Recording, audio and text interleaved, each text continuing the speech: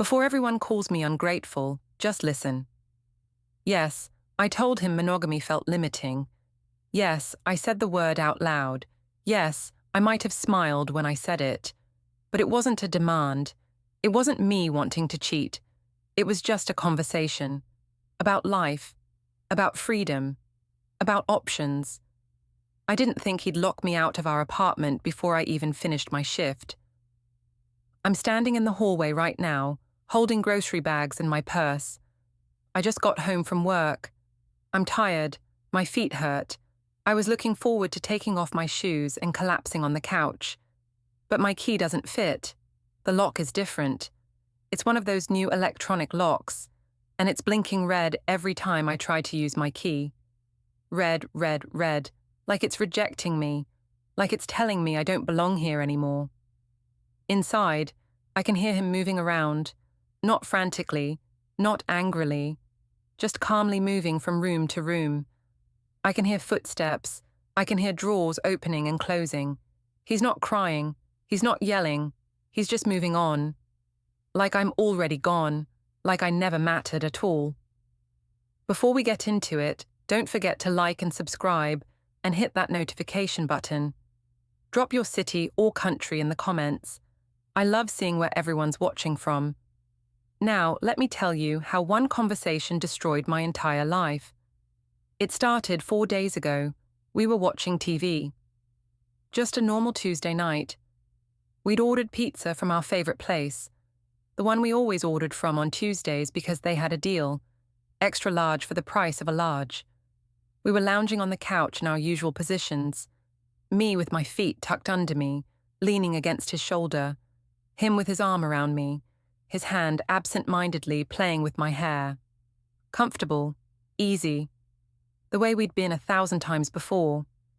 We were flipping through streaming services trying to find something to watch. He was holding the remote, scrolling through options, while I gave my opinion on each thumbnail that passed by. No, we saw that. Not in the mood for comedy. Too intense for a Tuesday. Maybe. He settled on this documentary. I don't even remember what it was called now. Something about alternative relationships, polyamory, open marriages. People who'd decided that traditional monogamy wasn't for them.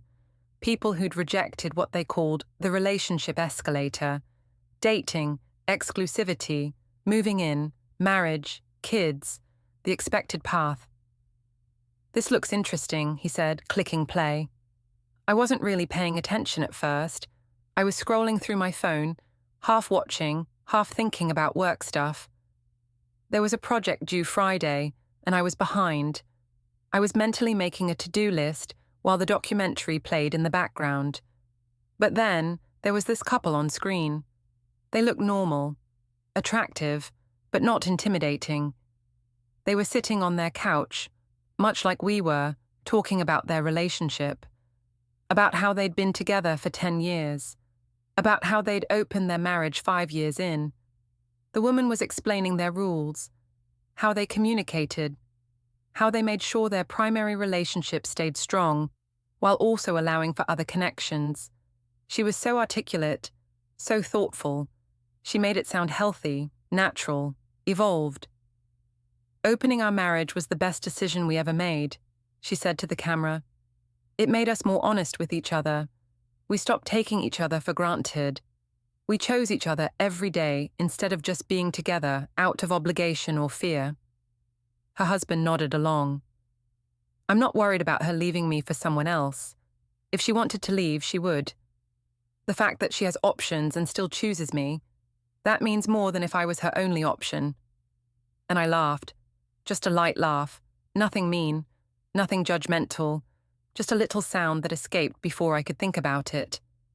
A laugh of recognition, maybe. Or surprise, or interest. He looked at me. His hand stopped playing with my hair. What? Nothing, I said, still half focused on my phone.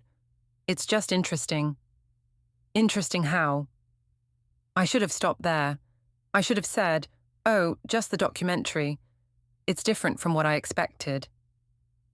I should have gone back to scrolling on my phone and let the moment pass. Let us finish watching in comfortable silence. Let Tuesday night remain just another normal Tuesday night. But I didn't. The thought had been in my head for a while, actually. Not concrete, not formed, just this vague wondering, this questioning. I'd been following some accounts on social media, reading articles, thinking about things I'd never really questioned before, and something about seeing this normal couple talk so openly about something I'd been privately wondering about made me want to share, made me want to be honest, made me think we could have an intellectual conversation about complex topics like mature adults. Honestly, monogamy feels a little limiting sometimes, I said. The words just came out. Casual. Like I was commenting on the weather. Like I was saying, "It's a bit chilly today, isn't it?" Like it was an observation, not an accusation, not a judgment, not a threat. He sat up straight. I noticed the shift in his posture, but I didn't understand what it meant yet. I thought he was just adjusting himself, getting more comfortable, preparing to have an interesting discussion. His arm left my shoulder. That should have been my first warning. But I was looking at my phone, not at him, not at the way his jaw had tightened, not at the way his eyes had changed. Not that I want anything else, I added quickly, finally looking up and seeing his expression. Seeing something I didn't quite understand yet but knew wasn't good. I just think it's a conversation worth having, like theoretically, as a thought experiment. These people on the documentary seem really happy. Don't you think it's interesting? It sounded innocent to me. It sounded like intellectual curiosity, like we were two mature adults who could discuss complex topics without getting emotional. But he didn't see it that way. He heard something completely different. He heard betrayal. He heard dissatisfaction. He heard that I wanted someone else. Limiting how? His voice was quiet. Too quiet. And this is where I made my biggest mistake. This is where I should have backtracked. Should have said, never mind, forget I said anything. Should have laughed it off and changed the subject, but I kept going. I don't know. Maybe we should explore. Try new things, other connections. I'm not saying I want to sleep with other people. I'm just saying, what if we could have deep emotional connections with others without it being threatening? What if monogamy is just a social construct we've been conditioned to accept without questioning it? I was on a roll now. I'd been reading articles about this stuff, following accounts on social media that talked about relationship anarchy and ethical non-monogamy. I'd been thinking about it for a while, actually. Not because I wanted to cheat, not because I was unhappy, just because I found the concept interesting, because I like challenging traditional ideas. But as I talked, I watched his face change, watched something shut down behind his eyes, watched him transform from the man I loved into someone I didn't recognize. He said nothing, just stared at me. "Are you okay?" I asked. "I'm just talking. It's just a conversation." He stood up, walked to the bedroom, closed the door. I sat there on the couch, confused. The documentary was still playing. The couple on screen was talking about their boundaries, their rules, how they made it work, and I thought, see, it's not that crazy. It's a real thing people do. I gave him space, figured he needed to process, figured we'd talk about it in the morning. The next day, he was completely silent, not angry, not yelling, just silent. The worst kind of silence, the kind that fills the room like smoke, making it hard to breathe, making everything feel heavy and wrong. "Are we going to talk about last night?" I asked over breakfast. He didn't look up from his coffee. "What's there to talk about?" "About what I said. I think you misunderstood." "I understood perfectly." "No, you didn't. I wasn't saying I want to see other people. I was just exploring an idea, philosophically." "Philosophically," he repeated, like the word tasted bad in his mouth. "Yes, it doesn't mean anything. It's just interesting to think about, to question the status quo." the status quo being our relationship. That's not what I meant. Then what did you mean exactly? Explain it to me. Explain how telling me our relationship is limiting isn't an insult. I tried. I really tried to explain, but everything I said made it worse. I don't want to cheat, I insisted. I just don't want to feel stuck. His jaw tightened. Stuck. That came out wrong. I mean, I don't want either of us to feel like we're missing out on experiences or connections just because of arbitrary rules. Arbitrary rules, like monogamy, like commitment, like the promises we made to each other. We didn't get married, I shot back. We're just dating. It's not like we took vows. That was another mistake. I could see it register on his face. The hurt, the realization that I didn't see our relationship the same way he did. Don't take it personally, I added desperately. This isn't about you. It's about societal structures and expectations and... He held up his hand. Stop. Just stop talking. He left for work without saying goodbye. I convinced myself he was overreacting, that he'd calm down and we'd have a real conversation about this, a productive one, where I could actually explain what I meant without him taking it the wrong way. I didn't know that while I was in the shower that evening, he was going through my phone. I'd left it on the coffee table, unlocked, face up. I had nothing to hide, so why would I lock it? We'd always had an open phone policy, trust and transparency and all that. He knew my password. I knew his. We could pick up each other's phones without asking. It had never been a problem. I was in the shower, washing my hair, thinking about how to approach the conversation again, how to make him understand that I wasn't trying to hurt him, that I was just exploring ideas, that I valued honesty over comfortable lies. I was planning what to say, rehearsing it in my head. I love you. I'm not trying to leave you. I just think we should be able to talk about anything without judgment, even difficult things, especially difficult things. It sounded good in my head, mature, reasonable. I didn't know that while I was rehearsing my speech, he was reading through months of my private messages. When I came out of the bathroom 15 minutes later, hair wrapped in a towel, wearing his old t-shirt that I liked to sleep in, I found him sitting on the couch with my phone in his hands. His posture was rigid. His face was stone, completely expressionless in a way that was somehow more frightening than anger would have been. "What are you doing?" I asked, already feeling defensive even though I didn't know why yet. He didn't look at me, just kept scrolling, his thumb moving across the screen. Up, up, up. Reading, taking it all in. "Are you going through my phone? That's a violation of privacy. You have nothing to hide, right?" His voice was flat, dead, like all the emotion had been sucked out of it. "That's what you always say. Open phone policy, trust and transparency." "No, but that's not the point. You're supposed to ask first. You're supposed to..." He turned the phone toward me, shoved it in my face. "Then explain this." On the screen were messages between me and Derek, my co-worker, the one from marketing who always made me laugh, the one who was funny and charming and, yes, attractive. The messages went back months. I'd forgotten how many there were, how often we talked. Most of it was work stuff, projects we were collaborating on, inside jokes about our boss, complaints about meetings, normal co-worker conversation, but scattered throughout were other messages that crossed a line I hadn't really acknowledged I was crossing. "You look really good today," Derek had written after a company meeting. "Stop, you're making me blush," I'd replied. "I'm serious, that dress is dangerous." "Dangerous how?" "You know how." There were more.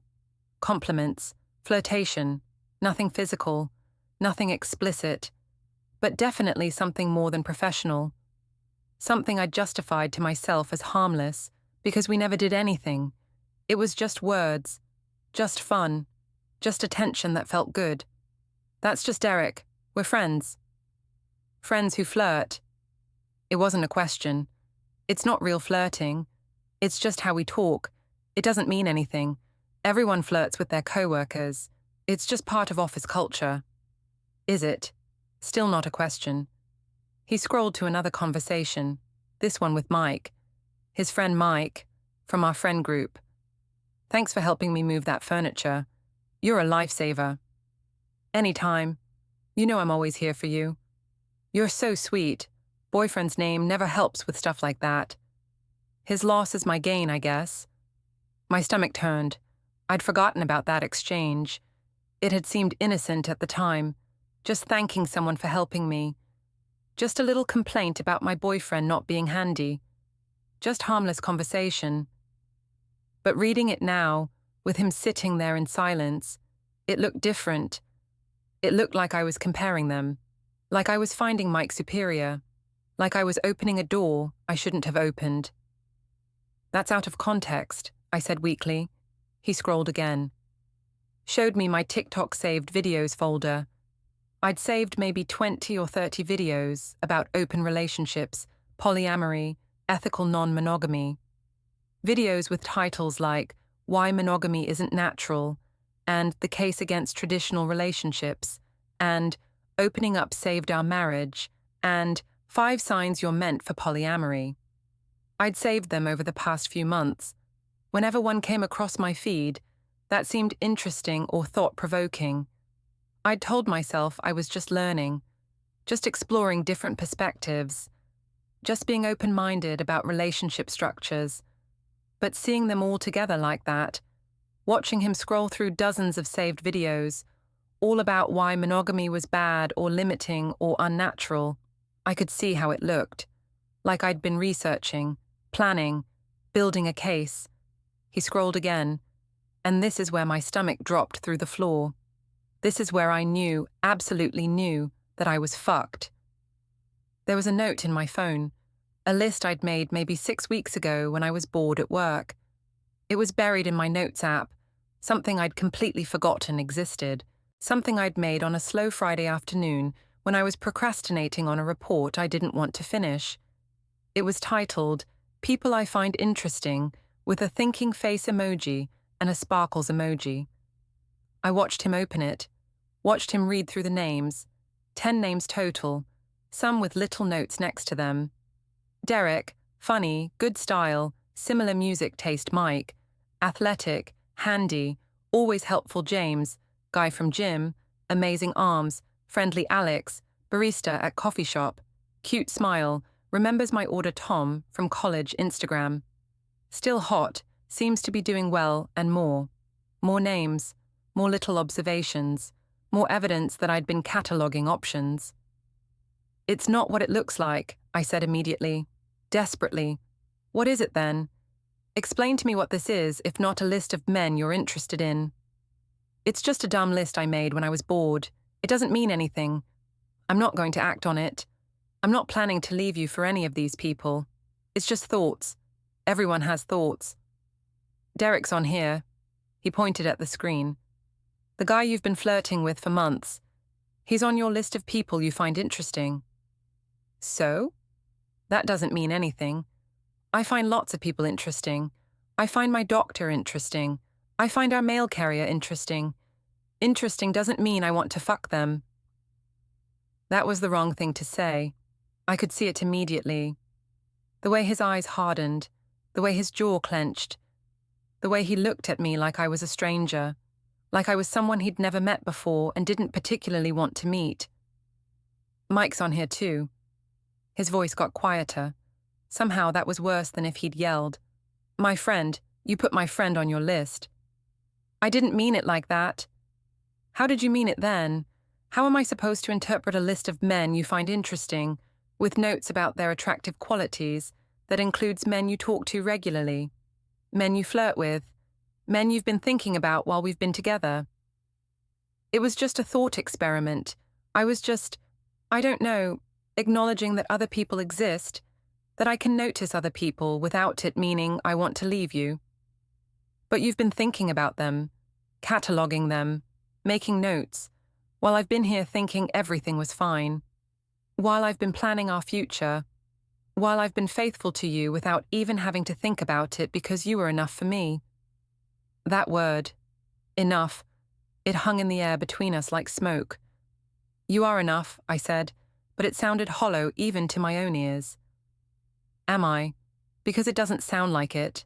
It doesn't look like it. You've been saving videos about why monogamy is bad. You've been flirting with other men. You've been making lists of options. You've been preparing for something. And then you sit here and tell me monogamy feels limiting. What am I supposed to think? You're supposed to think that I'm being honest with you, that I trust you enough to share my thoughts without fear of judgment. Your thoughts about leaving me for other men. That's not what this is. Then what is it? He stood up, started pacing, my phone still in his hand. Explain it to me in a way that makes sense. Explain how any of this is innocent. I tried. God, I tried. I talked about how monogamy is a social construct, how humans aren't naturally monogamous, how other cultures have different relationship structures, how questioning norms is healthy, how honesty is more important than comfort. But everything I said made it worse. Every explanation sounded like an excuse. Every justification sounded like I was trying to convince him to let me cheat. I don't want to cheat, I finally shouted. Why won't you believe me when I say I don't want to cheat? Because everything you're doing looks like preparing to cheat, he shouted back, the first time he'd raised his voice. You have a list of men. You're flirting with them. You're researching open relationships. You're telling me I'm limiting. What else am I supposed to think? Get out. What? Get out of the apartment, now. This is my apartment too. My name is on the lease. I don't care. Get out. You're being ridiculous. We need to talk about this like adults. But he was done talking. He walked into the bedroom and started pulling clothes out of my closet, grabbing things randomly, shoving them into a bag. Stop, what are you doing? Helping you pack. I'm not going anywhere. But I didn't know what else to do. I couldn't physically stop him. I couldn't make him listen. So I just stood there watching him pack my things with mechanical efficiency, like I was a roommate who'd broken the rules, not the person he'd been in love with for 3 years. I left that night, stayed at a hotel, told myself he'd calm down, that we'd talk tomorrow, that this was just a fight that had gotten out of hand. I didn't know he was showing everything to his sister, the screenshots of my messages, the list, the saved videos, building his case against me. The next morning, I woke up to 17 Instagram notifications. His sister had posted a story. No names, but everyone who knew us would know who she meant. Imagine calling monogamy limiting when you are the problem. My stomach turned to ice. I started getting messages immediately. OMG, is this about you? Are you and him fighting? Did you cheat? What happened? I didn't respond to any of them. I called him instead. It went straight to voicemail. I called again. Same thing. I texted him. Your sister posted about us. That's not fair. This is between you and me. He didn't respond. I tried again. Can we please talk? Face to face. I'll come over after work. No response. Work was a nightmare. Derek approached me at lunch with this weird smirk on his face. So I heard I made your list, he said. My blood froze. What? Your little options list. That's flattering. Should I be honored? How do you know about that? Everyone knows. His sister told her boyfriend, who told half the office. You're kind of famous right now. I wanted to disappear. Wanted to sink through the floor and never resurface. It's not like that. It's not what it sounds like. Hey, no judgment, I'm flattered. But just so you know, I'm not interested in being anyone's backup plan. He walked away laughing. Within an hour, the whole office was whispering. I could feel eyes on me. Could hear the conversation stop when I walked by. Could see the smirks and the judgmental looks. I left work early. I couldn't take it. I just grabbed my stuff and walked out, ignoring my manager calling after me asking where I was going. I stopped at the grocery store on the way home. Figured I'd pick up stuff for dinner. Maybe cook something nice. Maybe we could talk over a home-cooked meal. Maybe I could fix this. I was so stupid. When I got to our apartment building, I I rode the elevator up to our floor, carrying groceries and my work bag, already exhausted from the worst day of my life. I just wanted to get inside, take off my shoes, and figure out how to salvage my relationship. But my key didn't work. I tried it twice, 3 times. The lock was different. It was electronic now, digital, and it was blinking red every time I tried. I knocked on the door. "Hello, are you in there? My key's not working." I heard movement inside, footsteps, but the door didn't open. "Can you let me in, please? I have groceries." Nothing. I tried calling him. It went straight to voicemail, like he'd blocked my number. I set the groceries down and really looked at the lock. It was new, installed recently. The paint around the edges was fresh. He'd changed the lock. While I was at work, he'd changed the lock. There was a note taped to the door, small, written in his handwriting. "You wanted options. Start exploring." My hand started shaking. This couldn't be real. This couldn't be happening.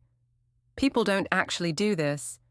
This is what happens in movies, in dramatic TV shows, not in real life. I looked down and saw them. Garbage bags. 3 large black garbage bags, lined up neatly against the wall next to the door. I opened one. My clothes, my shoes, my toiletries, my books, everything I owned, shoved into garbage bags like trash.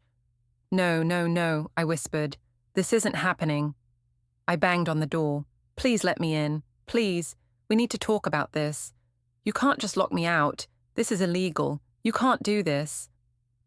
A door opened behind me, Mrs. Chen from across the hall, peering out with her phone in her hand like she was ready to call someone.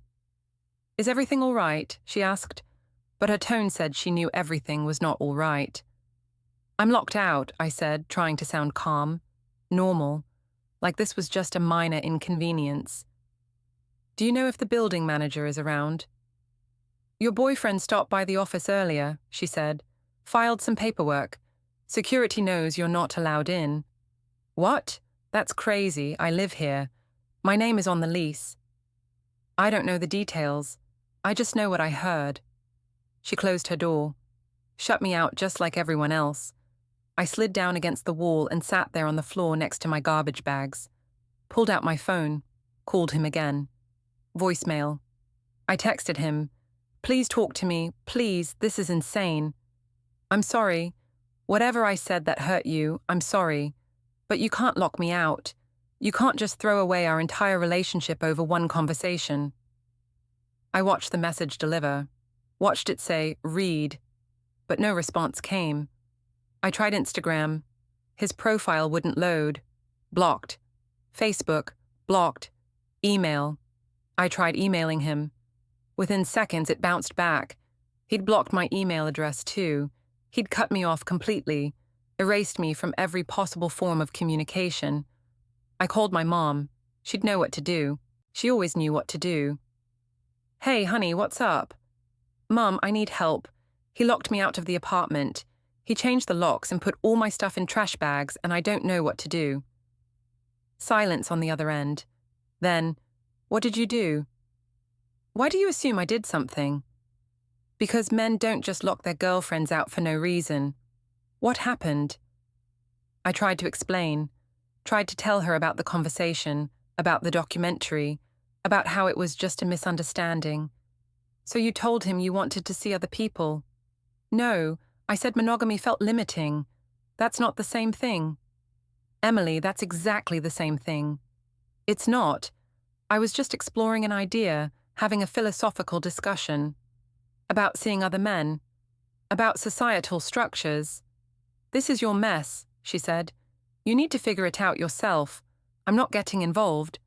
"Mum, you're an adult. You made your choices. Now you deal with the consequences." She hung up. I called my best friend, Jessica. Surely she'd understand.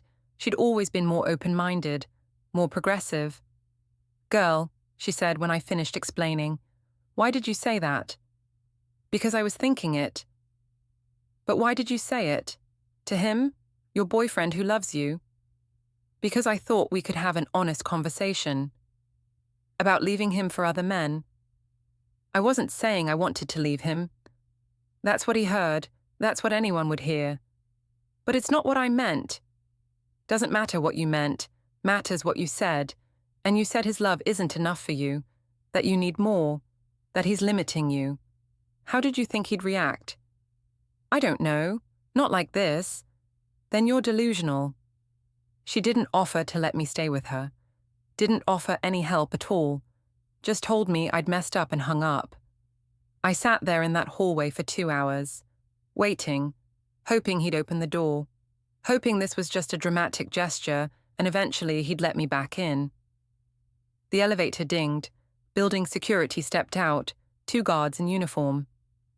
"Ma'am, we're going to need you to leave the floor. I live here. We have paperwork saying you don't, not anymore. That's not legal.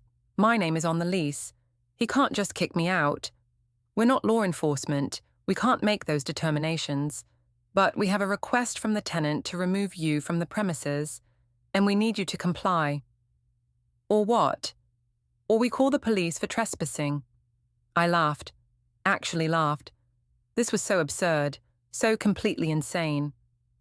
"This is my home. I pay rent. I have belongings here. He can't just—" "Ma'am, please gather your belongings and leave the floor." They stood there watching me, waiting. I had no choice. I grabbed the garbage bags, as many as I could carry, and dragged them to the elevator. The guards followed me all the way down to the lobby, watched me struggle with the bags out the front door, watched me sit down on the curb outside with my entire life in trash bags. And then they went back inside. I sat there crying, real, ugly crying, mascara running down my face. People walking by, staring at me, quickly looking away. A woman sitting on the curb with garbage bags, clearly in the middle of a life crisis. My phone buzzed. A notification. Someone had tagged me in a TikTok. I opened it. It was Derek, my coworker, the one on the list. He'd made a video, his face filling the screen, that same smirk from earlier. When she calls monogamy limiting, but gets limited out of the apartment. The caption said, "This girl at my work made a list of guys she found interesting while having a whole boyfriend. Update, she's single now, LOL." It had 300 views already. People in the comments were laughing, making jokes, calling me names. She deserved it. Play stupid games, win stupid prizes. Imagine fumbling a good man because you wanted options. The streets are calling her name, I reported the video. Blocked Derek, but it was already out there, already spreading, my humiliation going viral in our small community. I tried calling my dad, no answer. Tried calling my brother, no answer. Tried calling other friends, nobody picked up. Everyone had heard, everyone knew, and everyone thought I deserved this. Maybe they were right. I sat on that curb until it got dark, until the temperature dropped and I started shivering, until I realized I had nowhere to go. I couldn't afford a hotel. Not for more than a night or two. I couldn't go to my parents, couldn't go to friends, couldn't go back to the apartment. I was homeless. Actually homeless, because of one conversation. I dragged my bags to a 24-hour diner and sat in a booth in the back, ordered coffee I couldn't afford, and sat there trying to figure out what to do. The waitress kept giving me looks, pity mixed with irritation, like she knew I was camping out, like she knew I had nowhere else to go. Around midnight, I pulled up that documentary on my phone, the one that started all of this. I found the exact scene where I'd made that comment, where I'd said monogamy felt limiting. I watched the couple on screen talk about their open relationship, about how happy they were, how fulfilled, how honest, and I thought about how none of that applied to me, because I hadn't been honest. I'd been keeping lists of other men, flirting with coworkers, thinking about possibilities while pretending I was just having philosophical discussions. Maybe he was right. Maybe I was the problem. Maybe I'd been emotionally cheating without even realizing it, getting my validation from other men's attention while taking his devotion for granted. One sentence, I whispered to myself. I ruined everything with one sentence. But it wasn't one sentence, was it? It was the list, the messages, the saved videos. The fact that I'd been thinking about this for weeks, maybe months, and never told him. The fact that I'd been building a case for opening our relationship while he thought everything was fine. I'd been planning an escape route while he was planning a future. My phone buzzed again. Another notification. Someone else had shared Derek's video. It was spreading. By morning, everyone we knew would have seen it. I put my head down on the table and cried until the waitress told me I needed to order something else or leave. I left. Walked around the city for hours with my garbage bags, dragging them down sidewalks, getting stares from everyone I passed, looking exactly like what I was, someone who'd lost everything.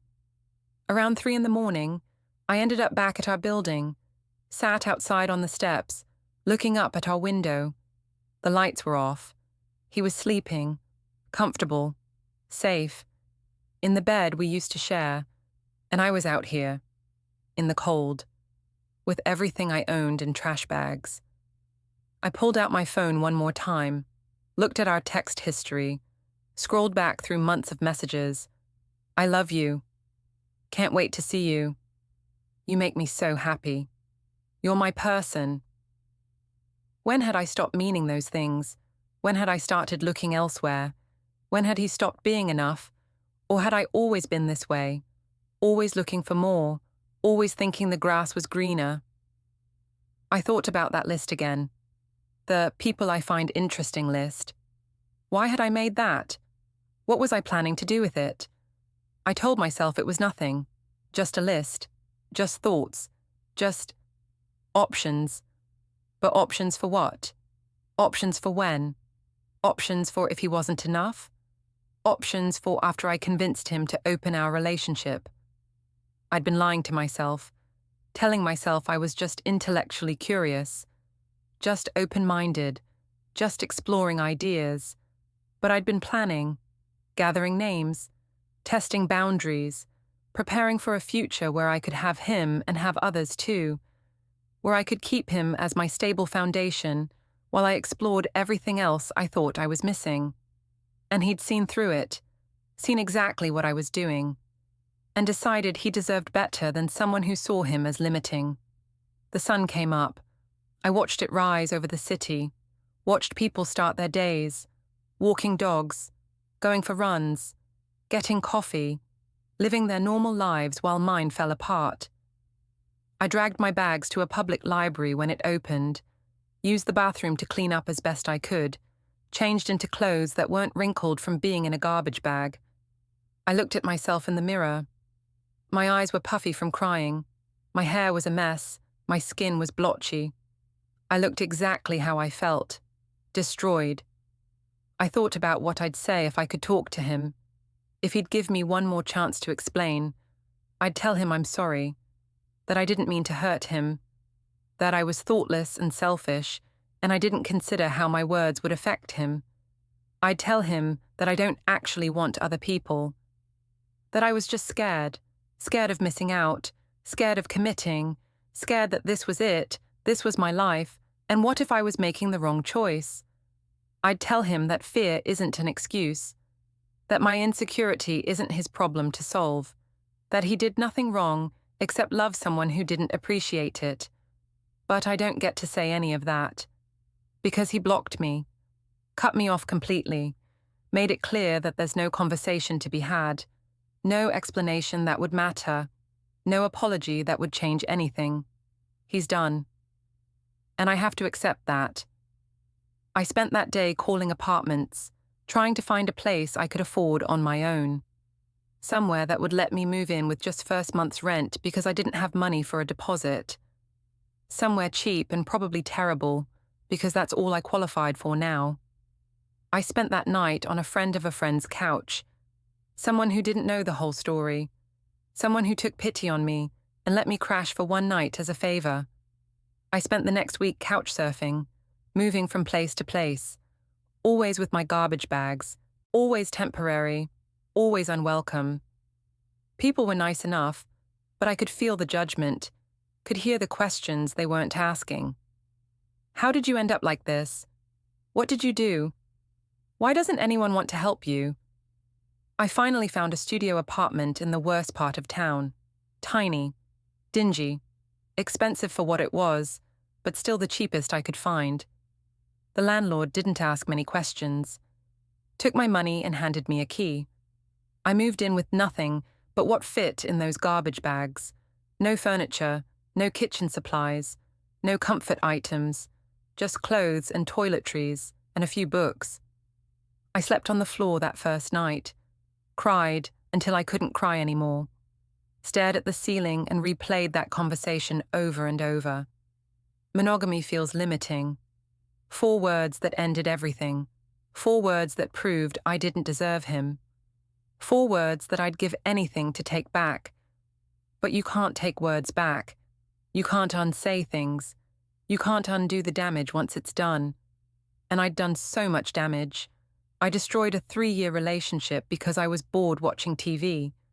Because I wanted to sound interesting. Because I thought I could have everything without losing anything. I was wrong. I lost everything. The apartment, the relationship, the respect of everyone who knew me, my reputation, my dignity, my home. And what did I gain? Nothing. Absolutely nothing. Derek doesn't want me. None of the men on my list want me. Nobody wants the girl who betrayed her boyfriend's trust for a philosophical discussion. I'm alone in a shitty apartment with garbage bags for luggage and a reputation as the girl who ruined her own life over nothing. The girl who called love limiting and got limited out of everything that mattered. I deserve this. Everyone says so. And for once, I agree with them. I deserve to be sitting here on the floor of an empty apartment, eating ramen because it's all I can afford, sleeping in my clothes because I don't have sheets, showering in a bathroom with mold in the corners because this is all I qualified for. I deserve to be the cautionary tale. The story people tell their girlfriends. Don't be like Emily. Don't take a good man for granted. Don't go looking for more when you already have enough. I deserve to scroll through social media and see him living his life without me. See him smiling in photos with friends. See him looking lighter, happier, free from me, from my doubt, from my wandering eyes, from my endless dissatisfaction. He's better off. I know that now. He deserves someone who sees him as enough, who doesn't need lists and options and philosophical discussions about whether commitment is a social construct. He deserves someone better than me, and I deserve exactly what I have, nothing. I said monogamy was boring. He blocked me, packed my bags, and locked me out. And I learned that some conversations cost everything, every single thing. I'm writing this from my studio apartment now. It's been 2 weeks. The floor is hard. I still don't have a bed frame, just a mattress on the ground. The walls are thin enough that I can hear my neighbors arguing. There's a water stain on the ceiling that looks like it's growing. The bathroom has that permanent smell of mildew that no amount of cleaning will fix. This is my life now. This is what I traded for a philosophical discussion. I keep going back to that moment. That exact moment on the couch when I opened my mouth. If I could go back, if I could do anything differently, I would just shut up. I would watch the documentary in silence. I would keep my thoughts to myself. I would appreciate what I had instead of wondering what else was out there. But I can't go back. I can only sit here in this shitty apartment and think about everything I lost. I lost the apartment we decorated together, the art we'd chosen for the walls, the bookshelf we'd built on a Saturday afternoon, laughing when we put the pieces together wrong and had to start over, the kitchen where he'd made me breakfast every Sunday, the bathroom where we'd gotten ready together in the mornings, him shaving while I did my makeup, comfortable in our routine. I lost movie nights on the couch, the way he'd fall asleep halfway through, and I'd finish watching alone, his head on my lap, my hand in his hair. I lost inside jokes that nobody else would understand, references to things that happened years ago that still made us laugh. I lost someone who knew how I took my coffee, Who knew I got cranky when I was hungry? Who knew I needed an hour alone after a bad day at work before I could talk about it? Who knew me better than anyone else in the world? I lost my future. The one I'd been taking for granted. The one where we'd probably get married eventually. Have kids maybe. Grow old together. All the boring, normal things that I'd somehow convinced myself were limiting. I lost my best friend. Because that's what he was, underneath everything else. My best friend. The person I talked to about everything. The person who made me laugh. The person who supported me, even when I was being difficult. And I lost him because I couldn't appreciate what we had. Because I thought there might be something better out there. Because I made a list of other men while he was planning our future. I check his social media sometimes. Not on my accounts, obviously. I'm blocked. But I have a fake account, one I made just to look. Just to see if he's okay. He looks fine, better than fine. He looks happy, free, like a weight has been lifted. There are no sad posts, no vague quotes about heartbreak, no signs that he's struggling at all. He's moved on. Completely, like I was a chapter he's closed and shelved and will probably never think about again. And I'm still here, still stuck on page 1, still unable to move forward because I keep rereading the same scene over and over, looking for where I went wrong, looking for what I could have done differently. The answer is everything. I could have done everything differently. I could have not said what I said. I could have not made that list. I could have not flirted with Derek. I could have not saved all those videos. I could have not taken him for granted. I could have not been so focused on what I might be missing that I failed to see what I had.